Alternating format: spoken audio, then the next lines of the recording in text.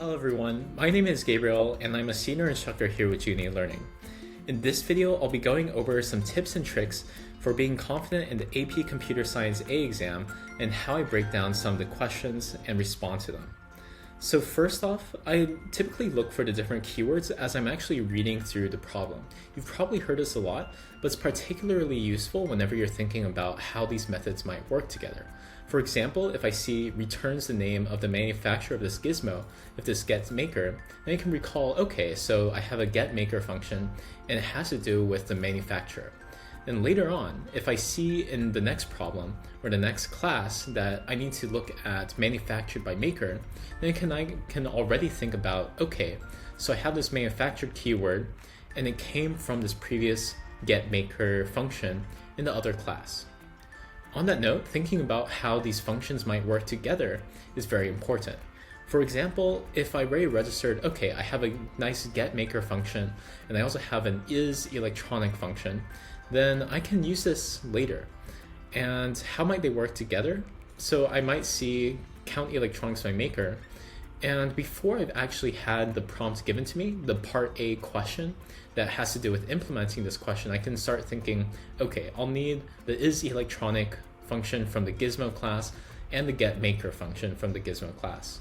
And so I can kind of store that information before I actually ever see the problem and perhaps like subconsciously start working on the problem itself mentally. How would I structure these bits of code together and how would I use these functions? So I can kind of start to see the code in my head before I start actually working on the problem itself explicitly. So also, whenever you're going through the questions themselves, then know that you can use this Java quick reference guide. And this is really important, especially have things that need to implement different kinds of special functions. Say that you're given negative numbers and you need to convert them to positive numbers. And you also need to convert positive numbers to positive numbers or something, right? So you could try and implement this manually, but a much easier option is to use the math class's absolute value function in order to do that for you.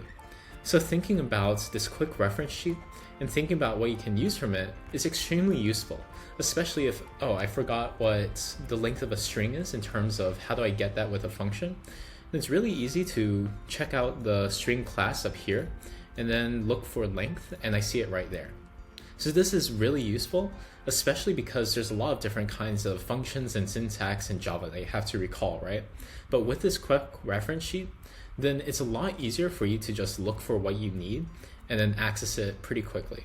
Like if you're thinking, okay, I need a random number for this kind of question, then I can look at, okay, it's probably under math, and then find it down here in random. So this is extremely useful, especially if you have something like array list, how it's different from an array, how you can't use the square brackets in order to get a value in an array, you have to use get. If you forget that, then it's a lot easier to double check and have a sanity check of sorts to make sure that you're using the right syntax inside of your actual program code itself. So it's extremely useful to keep this open, maybe print it out, or stick it on a separate desktop while you're taking the test itself. And of course, it's totally allowed by the contest rules themselves if you look at College Board's website.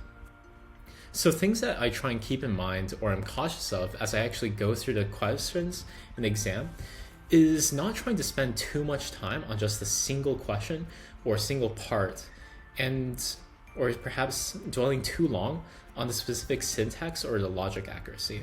Because if you take a look, for example, at the 2019 grading rubric, then you'll see that there are only really minor penalties for small syntactical errors. You can't lose too many penalty points per question. So for example, if you did use something like get versus the square brackets, then it's sometimes okay. But so for example, if you inadvertently had privates on a local variable or something, then you aren't going to lose any points for that. Or if you have some spelling mistakes or some minor syntactical mistakes, then you also aren't going to lose points for that. If you look at the rubric for the actual parts themselves, for example, if you have something like initializes a numeric variable, okay, that's a point. If you have each of these things here, if you have each of these broad ideas, then you're going to get the points for them. If you look at the more specific scoring notes, then if you look at something like responses will not earn the points if they use the variable for loop control only, then you're going to lose points there. But it's still a relatively small amount of points compared to the total number of points that a question is worth.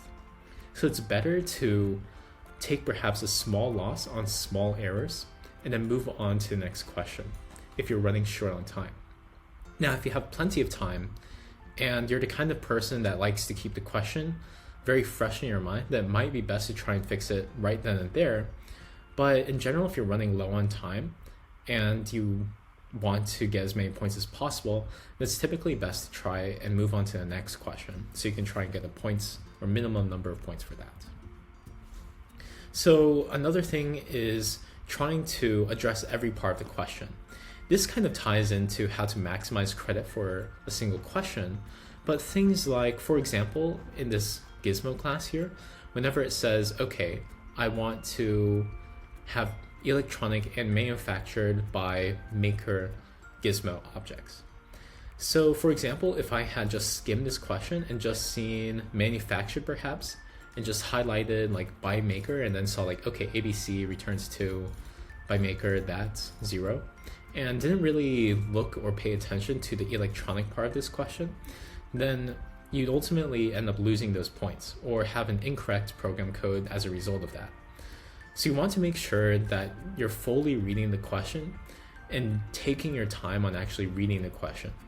Because yes, you might want to try and maximize points and move as quickly as possible, but you also want to make sure you're fully understanding the question so you can try and get it as right as possible on the first time.